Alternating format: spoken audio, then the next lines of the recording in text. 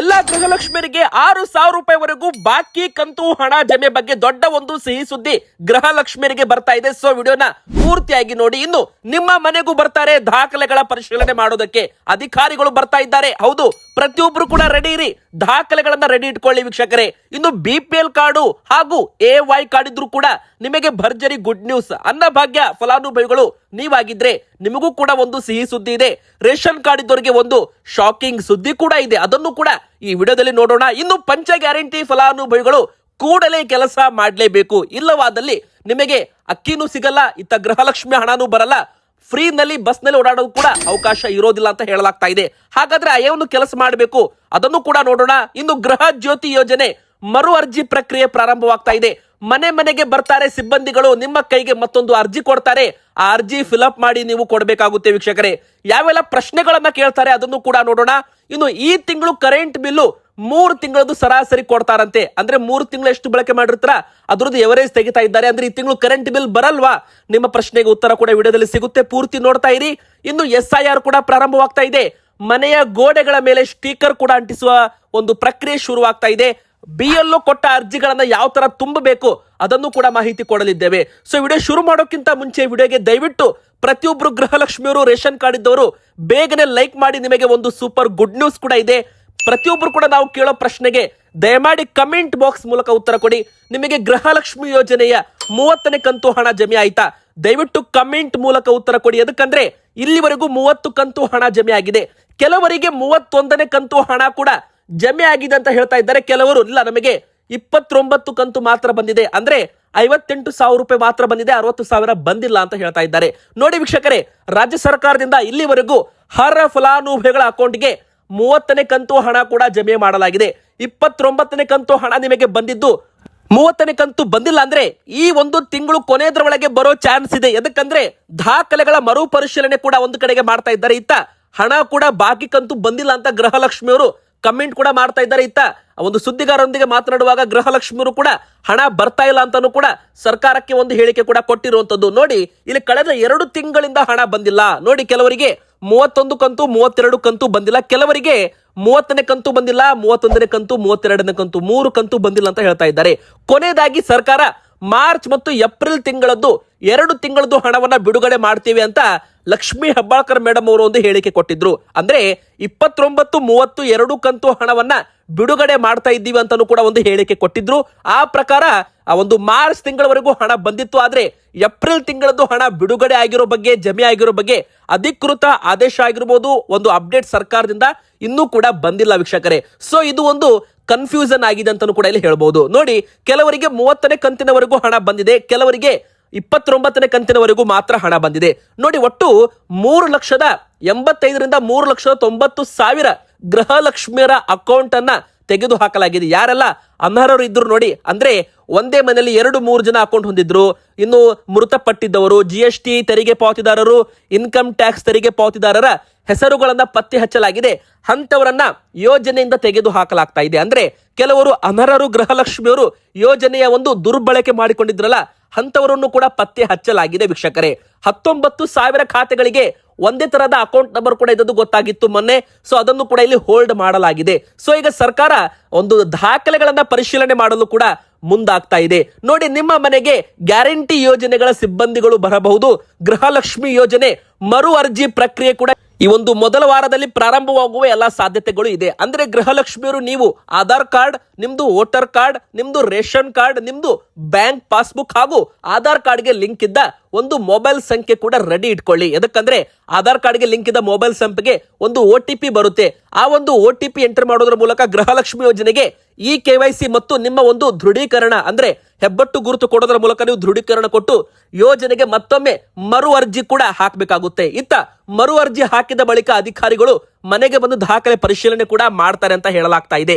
ನೋಡಿ ವೀಕ್ಷಕರೇ, ಈಗ ಪಂಚ ಗ್ಯಾರಂಟಿ ಯೋಜನೆಗಳು ಏನೆಲ್ಲ ಇದ್ದಾವೆ ಆ ಒಂದು ಎಲ್ಲ ದಾಖಲೆಗಳನ್ನ ಇದರಲ್ಲಿ ಅನರ್ಹರು ಇದ್ರೆ ಅವರನ್ನ ತೆಗೆದು ಹಾಕಲಾಗುತ್ತೆ ಅಂತ ಅಧಿಕೃತವಾಗಿ ಸರ್ಕಾರದಿಂದ ಬಂದಿರೋ ಅಪ್ಡೇಟ್ ಆಗಿದೆ. ಇತ್ತ ಈಗ ಮನೆ ಮನೆಗೆ ಅಧಿಕಾರಿಗಳ ಭೇಟಿ, ಸಿಬ್ಬಂದಿಗಳ ಭೇಟಿ ಕೂಡ ಶುರುವಾಗಲಿದೆ ಅಂತ ಈಗಾಗಲೇ ಅಧಿಕೃತವಾಗಿ ಮುಖ್ಯಮಂತ್ರಿ DK ಶಿವಕುಮಾರ್ ಸರ್ ಅವರ ಹೇಳಿಕೆ ಕೊಟ್ಟಿದ್ದಾರೆ. ಮೊದಲಿಗೆ ಗೃಹಲಕ್ಷ್ಮಿ ಅಥವಾ ಗೃಹ ಜ್ಯೋತಿ ಯೋಜನೆಯ ಅಂತ ಹೇಳ್ತಾ ಇದ್ರು. ಅದೇ ತರ ಗೃಹ ಜ್ಯೋತಿ ಯೋಜನೆಯಿಂದಲೇ ಮೊದಲಿಗೆ ಪರಿಷ್ಕರಣೆ ಈಗ ಶುರುವಾಗಿದೆ ಅಂತಾನೆ ಹೇಳ್ಬಹುದು. ನೋಡಿ, ಮೊದಲಿಗೆ ಹೇಳ್ಬೇಕಂದ್ರೆ ಈ ಒಂದು ಜುಲೈ ತಿಂಗಳಲ್ಲಿ ಬೆಸ್ಕಾಂ ವ್ಯಾಪ್ತಿಯಲ್ಲಿ ಇದ್ದ ಜನರಿಗೆ ಒಂದು ಗುಡ್ ನ್ಯೂಸ್ ಏನಂದ್ರೆ 3 ತಿಂಗಳದ್ದು ಸರಾಸರಿ ವಿದ್ಯುತ್ ಬಳಕೆ ಆಧಾರದ ಮೇಲೆ ಜುಲೈ ತಿಂಗಳ ಬಿಲ್ ನೀಡಲು ಬೆಸ್ಕಾಂ ಮುಂದಾಗಿದೆ. ಅಂದ್ರೆ ಏನಪ್ಪಾ ಇದರ ಅರ್ಥ ಅಂದ್ರೆ ಗೃಹ ಜ್ಯೋತಿ ಯೋಜನೆ ಫಲಾನುಭವಿಗಳ ಮನೆ ಮನೆ ಪರಿಶೀಲನೆ ಕಾರ್ಯಕ್ಕೆ ಬೆಸ್ಕಾಂ ಮೀಟರ್ ರೀಡರ್ಗಳು ನಿಯೋಜಿತರಾಗಿದ್ದಾರೆ. ಸೊ ಜುಲೈ ತಿಂಗಳು ಅಂದ್ರೆ ಜುಲೈ 2026 ತಿಂಗಳಲ್ಲಿ ನಿಯಮಿತ ಮೀಟರ್ ರೀಡಿಂಗ್ ಇರೋದಿಲ್ಲ, ಅಂದ್ರೆ ಮೀಟರ್ ರೀಡ್ ಮಾಡಿ ಬಿಲ್ ನಿಮಗೆ ಕೊಡೋದಿಲ್ಲ ಅಂತ ಹೇಳಿದ್ದಾರೆ.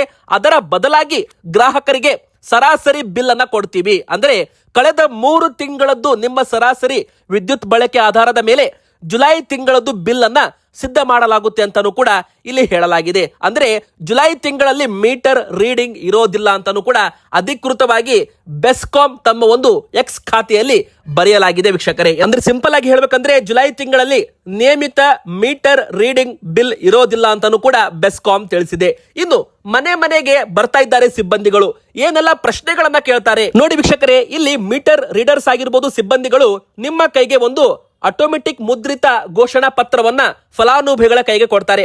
ಅದನ್ನ ನೀವು ಅಲ್ಲೇ ಭರ್ತಿ ಮಾಡಿ ಸಹಿ ಮಾಡಿ ಕೊಡಬೇಕಾಗುತ್ತೆ. ನೋಡಿ, ಇಲ್ಲಿ ಮುಖ್ಯವಾಗಿ ಅದರಲ್ಲಿ ಏನೆಲ್ಲ ಒಂದು ದಾಖಲೆಗಳು ಕೇಳ್ತಾರಂದ್ರೆ ನಿಮ್ದು ವಿದ್ಯುತ್ ಸಂಪರ್ಕದ ಖಾತೆ ಸಂಖ್ಯೆ, ಅಂದ್ರೆ ನಿಮ್ದು ಬಿಲ್ ಮೇಲೆ ಇರ್ತಲ್ಲ ನಂಬರ್, ಅದನ್ನ ಹಾಕಬೇಕಾಗುತ್ತೆ. ಇನ್ನು ನಿಮ್ದು ಗೃಹ ಜ್ಯೋತಿ ನೋಂದಣಿ ಸಮಯದಲ್ಲಿ ನೀಡಿದ್ದ ಆಧಾರ್ ಸಂಖ್ಯೆ, ನಿಮ್ದು ಮೊಬೈಲ್ ಸಂಖ್ಯೆ ಸೇರಿ ಫಲಾನುಭವಿಯ ಪಾಸ್ಪೋರ್ಟ್ ಅಳತೆಯ ಭಾವಚಿತ್ರ, ಮತ್ತೆ voter ID, ration card, PAN card ಸಂಖ್ಯೆ, ಬಾಡಿಗೆದಾರರು ಆಗಿದ್ರೆ ಬಾಡಿಗೆ ಅಥವಾ ಲೀಸ್ ಕರಾರು ಪತ್ರ ಕೂಡ ಕೊಡಬೇಕು. ಇನ್ನು ಜಾತಿ ಪ್ರವರ್ಗದ ಮಾಹಿತಿ ಕೂಡ ದಾಖಲಿಸಿಕೊಳ್ತಾರೆ ಅಂತ ಹೇಳಲಾಗಿದೆ ವೀಕ್ಷಕರೇ. ಸೊ ಈಗ ಬೆಸ್ಕಾಂ ವ್ಯಾಪ್ತಿಯಲ್ಲಿ ಮರು ಅರ್ಜಿ ಪ್ರಕ್ರಿಯೆ ಶುರುವಾಗಿದೆ ಗೃಹ ಜ್ಯೋತಿ ಯೋಜನೆಗೆ. ಇನ್ನು ಇನ್ನೊಂದು ಕಡೆಗೆ SIR BLO ಅಧಿಕಾರಿಗಳು ಕೂಡ ಮನೆಗೆ ಭೇಟಿ ಕೊಡ್ತಾ ಇದ್ದಾರೆ. ನೋಡಿ, ಇತ್ತ ಗ್ಯಾರಂಟಿ ಯೋಜನೆ ಮರು ಪರಿಶೀಲನೆ ಸಂಬಂಧ ಮನೆ ಮನೆಗೆ ಇಲ್ಲಿ ಗ್ಯಾರಂಟಿ ಸಿಬ್ಬಂದಿಗಳು ಕೂಡ ಬರ್ತಾ ಇದ್ದಾರೆ. ಇತ್ತ ಇನ್ನೊಂದು ಕಡೆಗೆ ಒಂದು BLO ಅಧಿಕಾರಿಗಳು ಕೂಡ ಮನೆ ಮನೆಗೆ ಭೇಟಿ ಕೊಡ್ತಾ ಇದ್ದಾರೆ. ನೋಡಿ, ಇಲ್ಲಿ BLO ಅವರು ಕೊಟ್ಟ ಫಾರ್ಮ್ ಕೂಡ ನೀವು ಫಿಲ್ಅಪ್ ಮಾಡಿ ವಾಪಸ್ ಕೊಡಬೇಕು, ಇಲ್ಲವಾದಲ್ಲಿ ನಿಮ್ದು ಮತದಾನದ ಹಕ್ಕು ಹೋಗುತ್ತೆ. ನೋಡಿ, SIR ಅಂದ್ರೆ ಏನು? ಮತದಾರರ ಪಟ್ಟಿ ಪರಿಷ್ಕರಣೆ ಅಂತಾನೆ ಹೇಳ್ಬಹುದು. ನಕಲಿ ಮತದಾರರನ್ನ ತೆಗೆದು ಹಾಕೋದೇ ಈ ಒಂದು SIR ಉದ್ದೇಶ ಅಂತಾನೂ ಕೂಡ ಇಲ್ಲಿ ಹೇಳಲಾಗ್ತಾ ಇದೆ. ಇನ್ನೊಂದು ಕಡೆಗೆ ಈಗಾಗಲೇ SIR ಪ್ರಕ್ರಿಯೆ ಕರ್ನಾಟಕ ರಾಜ್ಯಾದ್ಯಂತ ಮನೆ ಮನೆಗೆ BLO ಅಧಿಕಾರಿಗಳ ಭೇಟಿ ಕೂಡ ಶುರುವಾಗಿದೆ. ನಿಮ್ಮ ಮನೆಗೂ ಈಗಾಗಲೇ ಅಧಿಕಾರಿಗಳು ಬಂದು ಒಂದು ಫಾರ್ಮ್ ಅನ್ನ ಕೊಟ್ಟಿದ್ರೆ ನೋಡಿ, ಒಟ್ಟು ನಿಮಗೆ ಅವರು 2 ಅರ್ಜಿ ಫಾರಂ ಅನ್ನ ಕೈಗೆ ಕೊಡ್ತಾರೆ. ಆ 2 ಫಾರಂಗಳಲ್ಲಿ ನೀವು ಯಾವ ತರ ಫಿಲ್ಅಪ್ ಮಾಡಬಹುದು ಅದನ್ನು ಕೂಡ ನಾವು ನಿಮಗೆ ಇಲ್ಲಿ ತೋರಿಸ್ತೇವೆ. ಸೊ ವಿಡಿಯೋನ ಪೂರ್ತಿಯಾಗಿ ನೋಡಿ, ಯಾಕಂದ್ರೆ ಇದು ತುಂಬಾ ಇಂಪಾರ್ಟೆಂಟ್. ಸ್ವಲ್ಪ ತಪ್ಪು ಮಾಡಿದ್ರು ಕೂಡ ನಿಮ್ದು ಮತದಾನದ ಹಕ್ಕು ಹೋದ್ರೆ ನಿಮಗೆ ಗೃಹಲಕ್ಷ್ಮಿ ಹಣನೂ ಬರಲ್ಲ, ಅನ್ನಭಾಗ್ಯ ಅಕ್ಕಿನೂ ಸಿಗಲ್ಲ, ಸರ್ಕಾರದ ಯೋಜನೆಗಳ ಲಾಭನೂ ಕೂಡ ನಿಮಗೆ ಸಿಗಲ್ಲ ವೀಕ್ಷಕರೇ. ಸೊ SIR ತುಂಬಾ ಜಾಗರೂಕರಾಗಿರ್ಬೇಕು, ಮತ್ತೆ ಇದನ್ನ ನೀವು ಕರೆಕ್ಟ್ ಆಗಿ ಫಾಲೋ ಅಪ್ ಕೂಡ ಮಾಡಬೇಕು ಅಂತ ಇಲ್ಲಿ ಹೇಳಲಾಗಿದೆ. ಮೊದಲಿಗೆ ಇದಕ್ಕೆ ನಿಮ್ದು ವೋಟರ್ ID ಕಾರ್ಡ್ ಮತ್ತು ನಿಮ್ದು ಆಧಾರ್ ಕಾರ್ಡ್ ಕೂಡ ರೆಡಿ ಇಟ್ಕೊಳ್ಳಿ. ಮೊದಲಿಗೆ ಫಸ್ಟ್ ಕಾಲಮ್ ಅದು ಆಟೋಮೆಟಿಕ್ ಆಗಿ ಫಿಲ್ ಆಗಿರುತ್ತೆ, ಅಲ್ಲಿ ನಿಮ್ದು ಹೊಸ ಫೋಟೋ ಕೂಡ ನೀವು ಅಂಟಿಸಬಹುದು. ಇನ್ನು 2ನೇ ಕಾಲಮ್ ಏನಿದೆ ನೋಡಿ, ಅಲ್ಲಿ ನಿಮ್ದು ಡೇಟ್ ಆಫ್ ಬರ್ತ್ ನೀವು ಹಾಕೋದಿರುತ್ತೆ. ಅಂದ್ರೆ ನಿಮ್ದು ಜನ್ಮ ದಿನಾಂಕ, ನಿಮ್ದು ಆಧಾರ್ ಕಾರ್ಡ್ ನಂಬರು ಮತ್ತು ನಿಮ್ದು ಮೊಬೈಲ್ ಸಂಖ್ಯೆ ಮತ್ತು ನಿಮ್ಮ ತಂದೆ ಹೆಸರು ಮತ್ತು ಅವರದ್ದು ವೋಟರ್ ಕಾರ್ಡ್ ನಂಬರ್, ಅದಕ್ಕೆ ಎಪಿಕ್ ನಂಬರ್ ಅಂತ ಕರೀತಾರೆ. ಅದೇ ತರ ತಾಯಿ ಹೆಸರು ಮತ್ತು ವೋಟರ್ ಕಾರ್ಡ್ ನಂಬರು. ಇನ್ನು ಮದುವೆ ಆಗಿದ್ರೆ ಗಂಡ ಅಥವಾ ಹೆಂಡತಿಯ ಒಂದು ಹೆಸರು ಹಾಕಿ ಅವರ ಒಂದು ವೋಟರ್ ID ಕಾರ್ಡ್ ನಂಬರ್ ಇದ್ರೆ ಹಾಕಬಹುದು. ಇನ್ನು 4ನೇ ಕಾಲಮ್ ಏನಿದೆ ನೋಡಿ, 2002ರಲ್ಲಿ ಯಾರಾದ್ರೂ ಮತಪಟ್ಟಿಯಲ್ಲಿ ನೀವಿದ್ರೆ ನಿಮ್ಮ ಹೆಸರಿದ್ರೆ ಅದನ್ನ ನೀವು ಅಲ್ಲಿ ಹಾಕಬೇಕಾಗುತ್ತೆ. ಒಂದು ವೇಳೆ ಇಲ್ಲಪ್ಪ ಅಂದ್ರೆ 2002ರಲ್ಲಿ ನಿಮ್ದು ಮತಪಟ್ಟಿಯಲ್ಲಿ ಹೆಸರಿಲ್ಲ ಅಂದ್ರೆ 5ನೇ ಕಾಲಮ್ ಅಲ್ಲಿ ಏನಿದೆ ನೋಡಿ, ಅಲ್ಲಿ ನೀವು ಯಾರಾದ್ರೂ ನಿಮ್ಮ ತಂದೆ ಅಥವಾ ನಿಮ್ಮ ತಾಯಿ ಆಗಿರ್ಬೋದು, ಅಜ್ಜ ಅಜ್ಜಿ ಅಂದ್ರ ಒಂದು ಹೆಸರನ್ನ ಹಾಕಿ ಅವರದ್ದು ವೋಟರ್ ಕಾರ್ಡ್ ನಂಬರ್ ಹಾಕಿ ಅವರು ನಿಮಗೆ ಏನಾಗ್ತಾರೆ ರಿಲೇಟಿವ್ಸ್ ರಿಲೇಶನ್ಶಿಪ್ ಏನಾಗ್ತಾರೆ ಅದನ್ನ ಬರೆದ್ಬಿಟ್ಟು ನೀವು ಅದನ್ನ ಎಂಟ್ರಿ ಮಾಡಿ ನಂತರ ನಿಮ್ಮ ಒಂದು ಸಹಿ ಹಾಕಿ ನಂತರ BLO ಅಧಿಕಾರಿಗಳ ಸಹಿ ತಗೊಂಡು ಒಂದು ಫಾರಂ ನೀವು ಇಟ್ಕೊಳ್ಳಿ, ಒಂದು ಫಾರ್ಮು BLO ಅಧಿಕಾರಿಗಳಿಗೆ ಕೊಟ್ಟರೆ ನಿಮ್ಮ ಹೆಸರು ಮತಪಟ್ಟಿಯಲ್ಲಿ ಉಳಿಯುತ್ತೆ, ಇಲ್ಲ ಅಂದ್ರೆ ಉಳಿಯೋದಿಲ್ಲ. ಇದರಿಂದಾಗಿ ನಿಮಗೆ ಎಲ್ಲಾ ಒಂದು ಯೋಜನೆಗಳ ಲಾಭ ಸಿಗಬೇಕು ಅಂದ್ರೆ ನಿಮ್ಮ ಹೆಸರು ಮತಪಟ್ಟಿಯಲ್ಲಿ ಉಳಿಬೇಕು ಅಂದ್ರೆ ಅರ್ಜಿ ಫಿಲ್ಅಪ್ ಮಾಡಿ ನೀವು ವಾಪಸ್ ಕೊಡಬೇಕಾಗುತ್ತೆ ವೀಕ್ಷಕರೇ. ಇನ್ನು ನಿಮ್ಮ ಹತ್ತಿರ ರೇಷನ್ ಕಾರ್ಡ್ ಇದ್ರೆ ಒಂದು ಗುಡ್ ನ್ಯೂಸ್ ಕೂಡ ಬರ್ತಾ ಇದೆ. ಅದೇನಪ್ಪ ಅಂದ್ರೆ ಪಡಿತರ ಅಕ್ಕಿ ಗುಣಮಟ್ಟದ ಹೆಚ್ಚಳಕ್ಕೆ ಸಂಪುಟ ಸಭೆಯಲ್ಲಿ ಗ್ರೀನ್ ಸಿಗ್ನಲ್ ಕೊಡಲಾಗಿದೆ. ಅಂದ್ರೆ ಏನು ರೇಷನ್ ಅಕ್ಕಿ ಅಂತ ನಾವು ನುಚ್ಚಕ್ಕಿ ಅಂತ ಕರಿತಿದ್ವಲ್ಲ, ಆ ನುಚ್ಚಕ್ಕಿಯ ಪ್ರಮಾಣ 15% ಕಡಿಮೆ ಮಾಡಲು ಸರ್ಕಾರ ತೀರ್ಮಾನ ಇಲ್ಲಿ ಮಾಡಿರುವಂತದ್ದು ಕೇಂದ್ರ ಸರ್ಕಾರ. ಹೌದು ವೀಕ್ಷಕರೇ, ಪಡಿತರ ಅಂಗಡಿಗಳಿಂದ 80 ಕೋಟಿಗೂ ಹೆಚ್ಚು ಜನರಿಗೆ ವಿತರಣೆ ಮಾಡಲಾಗ್ತಾ ಇದ್ದ ಅಕ್ಕಿಯ ಗುಣಮಟ್ಟ ಹೆಚ್ಚಿಸಲು ಕೇಂದ್ರ ಸರ್ಕಾರ ಸಂಪುಟ ಸಭೆಯಲ್ಲಿ ಬಹುದೊಡ್ಡ ತೀರ್ಮಾನ ಮಾಡಿದೆ ಅಂತ ಹೇಳಲಾಗ್ತಾ ಇದೆ. ಇದರ ಬಗ್ಗೆ ಕೇಂದ್ರದ ಪಡಿತರ ಸಚಿವರು ಪ್ರಹ್ಲಾದ್ ಜೋಶಿ ಅವರು ಇದರ ಒಂದು ಹೇಳಿಕೆ ಕೊಟ್ಟಿದ್ದಾರೆ. ಕಚ್ಚಾ ಅಕ್ಕಿಯಲ್ಲಿ ರಾ ರೈಸ್ ಅಂದ್ರೆ ನುಚ್ಚಕ್ಕಿಯ ಮಿತಿಯನ್ನ 25% ಇಂದ 10%ಗೆ ಇಳಿಸಲಾಗಿದೆ.